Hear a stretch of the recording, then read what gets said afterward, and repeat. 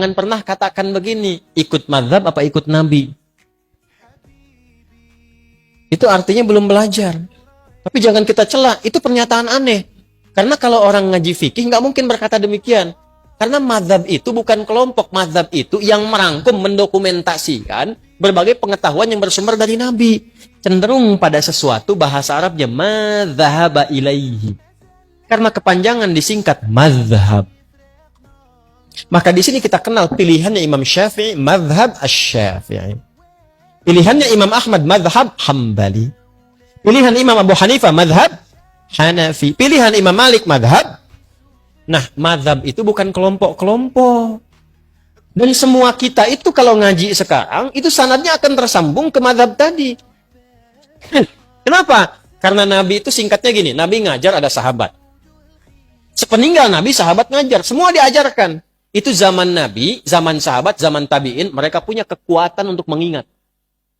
Dan hebatnya hafalan mereka di dalam kepala. Karena orang sekarang hafalnya di luar kepala. Di luar kepala itu belum hafal. Mereka itu hafalnya di dalam kepala.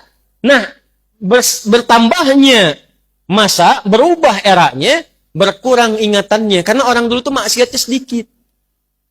Jaga maksiatnya banyak, dijaga. Sehingga berkahnya apa? Kekuatan ingatannya panjang. Sekarang tantangan maksiatnya banyak. Dan ingat, maksiat itu salah satu penyebab utama mengurangi kemampuan untuk menghafal. Saya punya teman, hafal ribuan hadis. Masuk bioskop. Keluar, hilang semua hafalannya. Saya nggak tahu apa yang ditonton. Pulang keluar di situ, hilang semua hafalan. Ingat, maksiat menghilangkan keberkahan. Imam Syafi'i ngadu kepada gurunya Imam Waqi. Syakautu waqi'an an su'i hifdzi fanasahani an atrukal ma'asi faqala al-ilmu nurun wa nurullahi la yunzal lil 'asi. Saya mengadu kepada guruku Imam Waqi tentang buruknya hafalanku. Kebayang enggak buruknya hafalan Imam Syafi'i? Mungkin beda titik, beda koma. Kata Imam Waqi gurunya, tinggalkan maksiat karena maksiat itu mencegah cahaya ilmu dari Allah masuk dalam kalbumu. Balik ke sini teman-teman sekalian, fokus baik-baik. Kembalikan ke kita di sini, apa yang kita lakukan? Kumpulkan yang tadi itu, ulama dulu banyak mengingat, tapi masa setelahnya kan banyak membaca. Mengingatnya kurang, kemampuan menurun. Maka ada 4 bintang ulama yang menyalin hafalannya dalam kitabnya. Kalau orang sekarang, kitab orang disalin begini, dihafalin. Ulama dulu dihafal dulu, hafalannya nyalin kitab. Kitab itu disalin dengan hafalannya. Hafal, salin kitab. Sekarang kan kitab ada, dihafalin. Ya kan? Maka 4 bintang itu, satu Imam Abu Hanifah An-Nu'man yang wafat tahun 150 Hijrah. Kedua Imam Malik bin Anas yang lahir tahun 94 Hijrah. Yang ketiga Imam Syafi'i yang lahir tahun 150 Hijrah. Dan keempat Imam Ahmad bin Hanbal yang lahir tahun 163 Hijrah. Itu mereka menghimpun referensi dari masa sebelumnya, dihafalkan, diturunkan lewat kitabnya. Jadi yang sekarang kita pelajari, itu mau nggak mau akan nyambung jalurnya ke mereka itu. Karena semua jalurnya begitu. Maksud saya, jangan pernah katakan begini, ikut mazhab apa ikut Nabi. Itu artinya belum belajar. Tapi jangan kita cela, itu pernyataan aneh.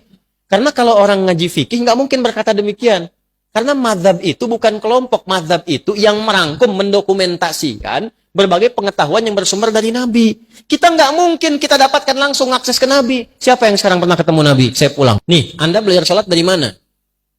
Nggak mungkin langsung dari Nabi. Oh, tadi saya ketemu Nabi, mimpi kok diajarin begini. Nggak bisa. Kita harus urut riwayatnya dari mana. Nah, kalau kita urut-urut yang mengajarkan dari takbir sampai salam, ketemunya jalurnya di mazhab juga. Ketemunya di situ. Dari mana taunya bismillah dijaharkan? Pernah ketemu Nabi? Tidak. Diurut sikulan sampai ke Asy-Syafi'i. Asy-Syafi'i menerima dari gurunya sikulan sampai ke Nabi. Urutan itu disebut dengan sanad namanya. Di Sahih Muslim ada babul isnad di muqaddimah. Babul isnad minad din. Jadi urutan dalam penyampai riwayat itu termasuk dalam agama. Jadi kalau salah menerima ilmunya, bisa salah ibadahnya. Nah, kita punya itu dalam Islam. Nah, dalam hal yang ada perbedaan, yang tidak sama, belajar caranya supaya tidak saling menjatuhkan.